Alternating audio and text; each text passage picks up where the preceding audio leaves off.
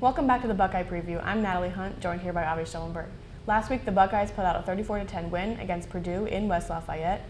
Jeremiah Smith had a season-high 10 catches for 137 yards and a score. It was his 25th scoring reception of his career, tying him with Santonio Holmes for 6th on the Buckeye all-time list. Sain completed 27 of 33 passes for 303 yards and a touchdown.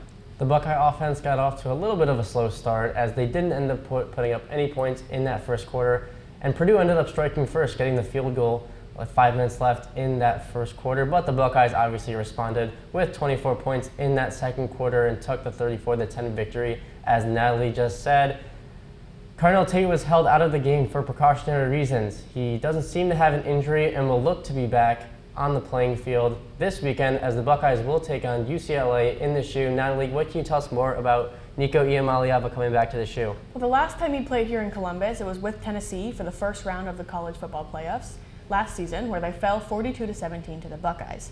This season, UCLA has had a rough start, dropping their first 4 games. They came back after firing their coach with 3 wins over Penn State, Michigan, and Maryland, but the Bruins are now on a 2-game losing streak. With that, what should the Buckeyes be careful about going into this game?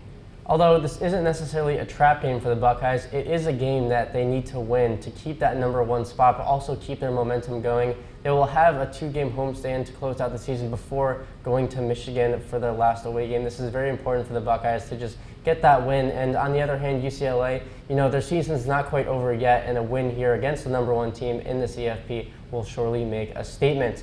Thank you very much for tuning in to the Buckeye Preview. The Buckeyes will take on UCLA at 7:30, a night game. Finally, Natalie, we've been waiting for another night game, Big Ten game for the Buckeyes. Thank you very much for tuning in to the Buckeye Preview, and we'll see you next week.